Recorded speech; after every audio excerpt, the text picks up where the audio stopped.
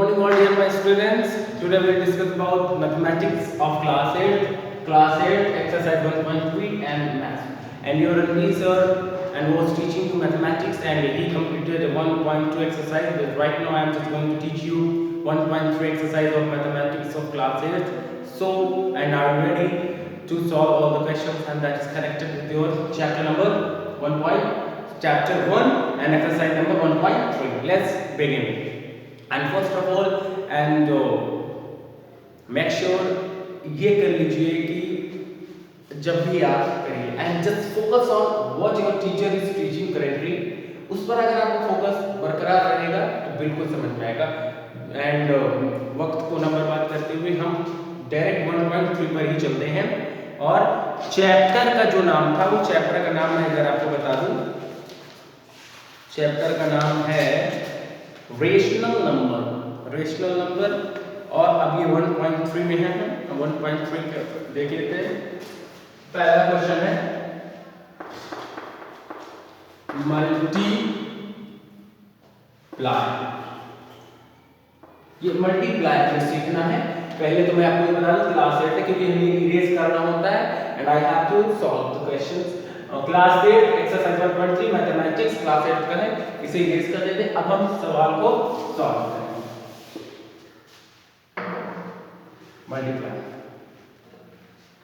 Multiply हम लोग पढ़ने जा रहे हैं फ्रैक्शन का। क्वेश्चन नंबर ए है, देख लेते हैं क्या है। -16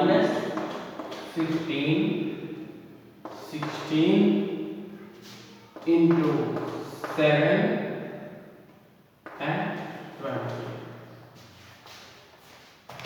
डियर स्टूडेंट्स ये अपना क्वेश्चन है। आई होप आपको समझ में आ रहा होगा। थोड़ा अगर और बड़ा भी लिख देंगे और लिख भी दे रहे हैं मतलब ताकि आपको अच्छे से दिखे और समझ में आए। ये है 16 मल्टीप्लाइड बाय 7 and 20। ये है आपका माइनस चार्ज। हम ऊपर वाले को इरेज करते हैं। अब आपको बेहतर तरीके से दिख रहा होगा। क्वेश्चन नंबर फर्स्ट है, तो आप पहली चीज ये नोटिस करिए कि मल्टीप्लाई है। तो मल्टीप्लाई में आपको जो ये डिनोमिनेटर होते हैं इन्हें इनका एलसीएम लेना, इनका कुछ भी नहीं होता। ये क्रॉस मल्टीप्लिकेशन एकदम सीधे सीधा मल्टीप्लाई करिए और अगर क्रॉस वाइज में अगर ये कट रहे हो या डिवाइड हो रहे हो तो आप डिवाइड भी कर दीजिए। अगर हो रहे हो तो देख लीजिए जिसे ये 5 ऊपर नीचे कटे तब भी कट करो, तिरछा भी कटे तब भी कट करो, ऊपर नीचे भी कटे तब भी कट करो, ठीक है ना। कर्व में भी कटे या ऐसे भी कटे या ऐसे भी कटे, कैसे भी कटे आपको कट करना है बस। तो ये माइनस चार्ज है तो माइनस चार्ज जैसे वैसे रहने दो, no problem, not at all. 5 3 जा 15, 5 4 जा 20। तो आपको क्या लगता है डिनोमिनेटर से कभी नहीं करता और न्यूमरेटर से नहीं कटेगा, बस क्रॉस वाइज यानी एक डिनोमिनेटर होगा तो एक न्यूमरेटर होगा। वो चाहे ऐसे ऊपर और नीचे की बात हो, अप एंड डाउन की बात हो या क्रॉस वाइज की बात हो या कर्व वाइज की बात हो, बस हो। लेकिन अब ये सोचो डिनोमिनेटर कट कर दे तो ये नहीं है। 5 3 जा 15 हो गया, 5 4 जा 20। तो अब बचा हमारे पास क्या, चलिए देख लेते हैं। अभी ये क्या, ये 3 16 से कटेगा नहीं कटेगा तो हमें कट भी नहीं करना है, जरूरी नहीं। नॉर्मली बच्चे ये जानते हैं ये क्रॉस वाइज अगर डिवाइड हो रहा है तभी डिवाइड करना, ऐसा है ही नहीं। अगर ऊपर नीचे डिवाइड हो रहा है तब भी करिए, ये ऊपर नीचे हो रहा है तब भी करिए, क्रॉस वाइज हो रहा है तब भी, लेकिन एक न्यूमरेटर होगा तो एक डिनोमिनेटर होगा, ये आप समझ लीजिए। तो ये हो गया 5 3 जा 15, ये यहां 3 हमने लिखा है, थोड़ा बड़े लिख देते हैं। ये 5 2 जा 15, इसको भी बड़े लिख देते हैं 5 4 जा 20। तो इसके पास यानी -3 बचता है और ये 16 बचता है। हम इनको लगाते जा रहे हैं। ये -3 यहां पे बचा क्योंकि जैसे ये माइनस था वैसे मैंने माइनस यहां पे लिख दिया है। फिर आपका 16 बच जाता है, फिर मैं इनटू का लगा दिया इनटू 7 एंड ये 4 बचता है। अब आप देखिए हम कहीं से भी ये रीडिंग होता है, कहीं से कटता है या कहीं से डिवाइड होता है, बिल्कुल नहीं हो पा रहा तो आगे बढ़ते हैं। 3 7 जा 21 एंड 16 4 जा 16 1 जा 16।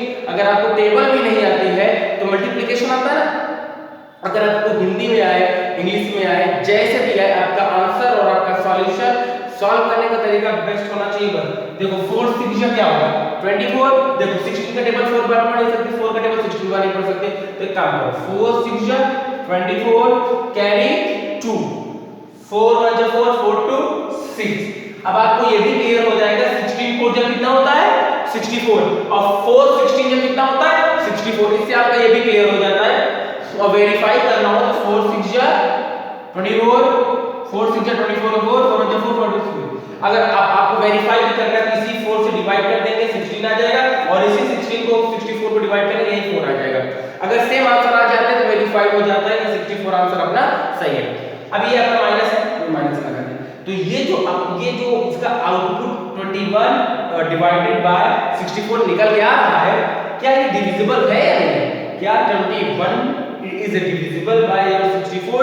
If it is divisible then okay, हाँ maybe your answer will be in points, in decimals, और ये 64 से डिविजिबल है ही नहीं क्योंकि ये आपका ऑड इवन नंबर है और ये एक आपको ऑड नंबर है। तो आप इसको डेसिमल में कन्वर्ट करना चाहते हैं तो बिल्कुल आप कर सकते हैं, नो प्रॉब्लम। ये बाकी आपका ही आंसर। कुछ लोग इतना ही करके रोक देते हैं, यही आंसर माना जाता है। कुछ लोग क्या करते हैं इसको डेसिमल में कन्वर्ट करने का वो आंसर है।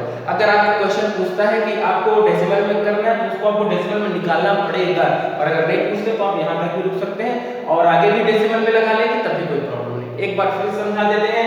ये -15 ये -15 अपॉन 16 था मल्टीप्लाइड बाय 7 अपॉन 20 था। तो हमने आपको बताया एक न्यूमरेटर एक डिनोमिनेटर कटता है, वो डिनोमिनेटर और डिनोमिनेटर नहीं कटता, न्यूमरेटर नहीं कटता। ये इससे कट सकता है, क्यों कट सकता है? मैंने जो डिनोमिनेटर और न्यूमरेटर बताया, ये एक न्यूमरेटर है ये एक डिनोमिनेटर है, तो ये दूसरे से कट सकता है। अगर डिविजिबल हो तो कट कर दीजिए, नहीं है तो मत करिए। ये 7/20 डिविजिबल है तो कट कर दीजिए, नहीं है तो मत करिए। तो अब क्रॉस बाय दी, अगर ये इससे कट रहा है तो कट कर दीजिए, ये इससे कट हो रहा है तो कट कर दीजिए, नहीं हो रहा है तो सामने सामने आप मल्टीप्लाई करके सामने लिख दीजिए। तो यहाँ पे 15 था, यहाँ पे 20 था। अब कुछ बच्चे हमारे हैं जो इनोसेंट बच्चे हैं, वो माइनस को देख के डर जाते हैं। बेटा माइनस प्लस देख कर मत डरिए, जैसे माइनस उसको वैसे रहने दीजिए, जैसे है वैसे रहने दीजिए। माइनस यहाँ पे था, नो प्रॉब्लम। 5 और अगर जिस डिजिट से इसको कट करते हो सेम उसी डिजिट से इसको कट करना है। मैं आपको क्वेश्चन बताना चाहता हूँ, मैं इसको क्यों नहीं करता? अगर मैं 7 का टेबल पढ़ूंगा तो 7 आएगा ना, लेकिन 7 से इसको भी कट करना पड़ेगा, जो कि 7 के टेबल में ये 16 नहीं आएगा। इसीलिए हम ये दोनों एक ही डिजिट से, अगर आपको एक ही डिजिट से दोनों को डिवाइड करना है, अगर एक ही डिजिट से दोनों डिवाइड नहीं होते हैं तो डिविजिबल मान लो वो नहीं है। मैंने 15 और 20 को डिविजिबल किया कि वो डिवाइड किया 5 से, 5 से 15 हो गया और 5 हो जाए 20 हो गया, यानी 5 से 15 भी कटा और 5 से 20 भी कटा। तो इससे ये प्रूफ होता है कि एक ही डिजिट से दोनों को कट करना है। अगर एक ही डिजिट से दोनों कट हो जाते हैं देन ओके, अगर एक ही डिजिट से दोनों कट नहीं होते तो गड़बड़ है। तो ये कटा 5 से 15, मैंने यहाँ पे लिख दिया, 5 हो जाए 24 लिख दिया। तो ये जैसे बेटा माइनस था ना तो -3 था, मैंने -3 लिख दिया। ये अपॉन करके यहाँ पे 16 भी कर दिया, जैसे लिखा था मैंने वैसे लिख दिया, कुछ भी नहीं किया। ये इनको लगा दिया, ये 7 ये इससे 5 से 15 हो गया, 5 से 20 भी करना था, 5 हो जाए 20, तो ये 7 जैसे लिखा था मैंने 7 लिख दिया और यहाँ पे 4। अब हमने हमारे मन में कैसे आया कि मुझे मल्टीप्लाई ही करना चाहिए, ये सोचना है। कैसे पता कि अब ये नहीं कटेगा, कैसे पता कि इस स्टेप पे आके हमें मल्टीप्लाई करके पूरा क्लियर कर देना है। क्यों पता चला और कैसे पता चला मैं आपको बताता हूँ। क्या 3 16 से कटेगा? बिल्कुल नहीं कटेगा। क्या 7 4 से कटेगा? बिल्कुल नहीं कटेगा। क्या 3 4 से कटेगा? बिल्कुल नहीं कटेगा। क्या 7 16 किसी एक डिजिट से कटेगा? नहीं कटेगा। जब नहीं कटेगा इसका मतलब है कि अब ये लास्ट मोमेंट आ चुका है जो इसका आंसर फाइंड आउट कर डालना है। अब भाई ये तो प्लस है, जहां सिंबल नहीं लगे होते हैं वहां पे प्लस का सिंबल माना जाता है। 3 7 21, 16 4 64, 16 4 64, माइनस लगा तो मैंने माइनस लगा दिया। This is your final answer.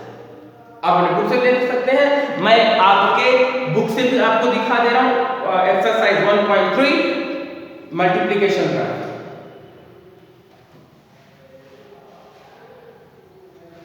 ये लिखा है -21 64, आपके भी बुक में -21 64, ये मैं 1.3 एक्सरसाइज में आया हूं।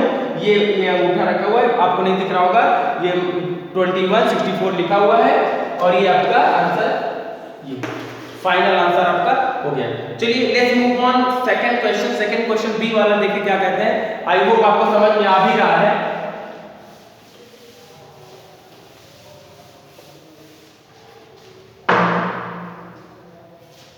दूसरा ये क्वेश्चन है, दूसरा क्वेश्चन है 31 11 into 2 5। मैं आपको बता दूं ये दूसरा क्वेश्चन उसी मल्टीप्लिकेशन का है। देखिए बेटा इसमें क्या है, ये 31 है, कोई प्लस माइनस नहीं लेगा, क्वेश्चन से एक बार रिपीट कर लेते हैं। 31 11 मल्टीप्लाई 2 एंड 5। चलिए ठीक है, तो बेटा अब इसको हमको क्या करना है, अब हमको पहले स्टेप आता है कि क्या कहीं पे इवन एंड ऑड नंबर है जो कट रहे हैं, या इवन से कट रहा हो या ऑड से कट रहा हो। मान लो 9 है 3 है 3 जा 9 है, तो कटता है कि नहीं कटता देख लेते हैं। ये 31 है, 11 से कटना नहीं है। अगर यहाँ पे 33 होता तो 11 से कट जाता, तो यानी ये कटना है नहीं। यहाँ पे 2 जो 4 है 4 होता तो कट जाता, 5 नहीं कट रहा, यानी 5 6 30 अगर क्रॉस कर दे एरिया देख लें तो 5 6 30, तो ये 31 कट नहीं रहा है, ये 2 5 कट नहीं रहा, तो काम करते हैं। अब हमारे पास कोई ऑप्शन नहीं बचा है, डायरेक्ट मल्टीप्लाई है। तो मैं लिख दिया 31 मल्टीप्लाइड बाय 2 सीधा अपॉन 1 मल्टीप्लाइड बाय 5। 2 1 जा 2 मैंने लिख दिया, 2 1 जा 2 लिख दिया, 2 3 जा 6 आ गया आपका 62। 2 1 जा 2 और 2 3 जा 6 आ गया 62 आपका, मैंने अपॉन में लिख दिया। 5 1 जा 5, ये आपका 5 1 जा 5 5 1 जा 5। अगर अब आपको डेसिमल में निकालना है या मिक्स्ड फ्रैक्शन में निकालना है तो आप निकाल सकते हैं। अगर आपको इतने पे ही छोड़ना है तो ये आपका आंसर हो जाएगा। अगर आपको मिक्स्ड में या डेसिमल में निकालना है तो आप निकालना चाहे मिक्स्ड फ्रैक्शन में या डेसिमल फ्रैक्शन में तो आप निकाल सकते हैं, नो प्रॉब्लम। हम आपको यहाँ पे आंसर भी दिखा दें 1.3 क्वेश्चन नंबर 2 और एक्सरसाइज है 1.3 देख लीजिए। 1.2 62 एंड 55 ये आपका आंसर सही है। आप अपने जब आप ये सवाल सॉल्व करेंगे, जब आप ये क्वेश्चन देख रहे हो तो आप अपने आंसर बुक से भी मैच कराएंगे, लेकिन उसमें हम आपको एक और भी चीज बता देंगे।